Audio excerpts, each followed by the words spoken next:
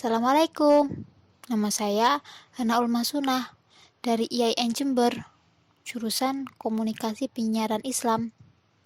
Video ini saya buat untuk memenuhi tugas UTS mata kuliah Sosiologi Agama.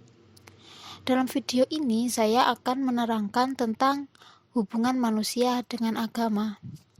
Agama adalah unsur yang tidak terpisahkan dari kehidupan umat manusia, dan perilaku keagamaan tumbuh dan berkembang dari rasa ketergantungan manusia terhadap kekuatan gaib yang mereka rasakan sebagai sumber kehidupan mereka, atau singkatnya rasa ketergantungan pada Tuhan. Sifat ketergantungan tersebut mendorong manusia untuk mempelajari suatu agama. Dan dalam mempelajari agama tentu tidaklah mudah, apalagi realitanya agama sangat beragam sehingga dibutuhkan pemahaman dalam mempelajarinya. Adapun setelah menentukan suatu agama, dibutuhkan penggalian secara mendalam tentang agama tersebut agar keyakinan semakin kuat. Agama sebagai fitrah bagi manusia. Tanpa agama, manusia bukan berarti apa-apa, karena agama memang ditujukan bagi manusia. Agama memberikan penjelasan bahwa manusia adalah makhluk yang memiliki potensi untuk berakhlak baik atau berakhlak buruk. Sebelum kita lanjut, kita perlu tahu pengertian dari manusia dan agama. Di sini manusia dipahami sebagai makhluk yang berakal budi. Dengan akal budinya, manusia mampu bekerja dan kemudian mewujudkan visi hidup mereka menjadi kenyataan. Tidak hanya akal budi, manusia juga adalah makhluk emosional. Mereka mampu merasa dan bertindak dengan berdasarkan perasaannya itu. Mereka juga mampu merasakan kasih sayang kepada makhluk hidup lainnya dan bahkan kepada benda mati. Di satu sisi, manusia juga makhluk individual.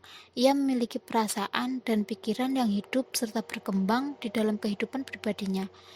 Dan manusia juga makhluk sosial. Identitasnya ditentukan dalam hubungan manusia dengan dunianya. Sedangkan agama berdasarkan sudut pandang kebahasaan, bahasa Indonesia pada umumnya dianggap sebagai kata yang berasal dari bahasa Sanskerta, yang artinya tidak kacau. Agama diambil dari dua akar suku kata, yaitu a yang berarti tidak dan gama yang berarti kacau. Hal ini mengandung pengertian bahwa agama adalah suatu peraturan yang mengatur kehidupan manusia agar tidak kacau. Dilihat dari sudut kategori pemahaman manusia, agama memiliki dua segi yang membedakan dalam perwujudannya, yaitu 1. Segi kejiwaan, 2. Segi objektif. Segi kejiwaan yaitu suatu kondisi subjektif atau kondisi dalam jiwa manusia berkenaan dengan apa yang dirasakan oleh penganut agama. Kondisi inilah yang biasa disebut kondisi agama, yaitu kondisi patuh dan taat kepada yang disembah.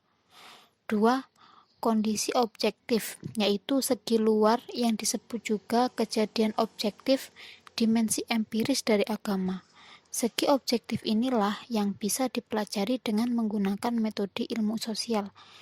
Segi kedua ini mencakup adat istiadat, upacara keagamaan, bangunan tempat peribadatan, cerita yang dikisahkan, dan prinsip-prinsip yang dianut oleh suatu masyarakat.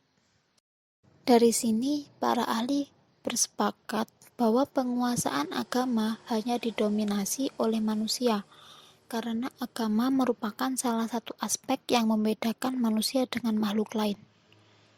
Selain itu, hanya manusia yang dianggap mempunyai dua unsur kehidupan, yaitu rohani dan jasmani. Karena agama hanya dimiliki oleh manusia, maka dikenal istilah homo religius, yaitu tipe manusia yang hidup di suatu alam yang sakral, penuh dengan nilai religius, dan dapat menikmati sakralitas yang ada dan tampak di alam semesta, alam materi, alam tumbuh-tumbuhan, alam binatang, dan alam manusia. Pengalaman dan penghayatan terhadap apa yang suci selanjutnya mempengaruhi, membentuk, dan menentukan corak serta cara hidupnya. Selain homo religius, dikenal juga homo non-religius, yaitu manusia yang tidak berorientasi kepada agama, Bagi manusia homo religius ini, kehidupan dan dunia sekitarnya tidak dianggap sakral, melainkan mereka menganggapnya profan. Profan adalah tidak bersangkutan dengan agama. Ini adalah lawan dari sakral. Agama sangat penting dalam kehidupan manusia, antara lain karena agama merupakan sumber moral, petunjuk kebenaran, sumber informasi tentang masalah metafisika, bimbingan rohani bagi manusia di kala suka maupun duka. Mungkin itu saja yang bisa saya jelaskan di video ini. Kurang lebihnya mohon maaf. Wassalamualaikum warahmatullahi wabarakatuh.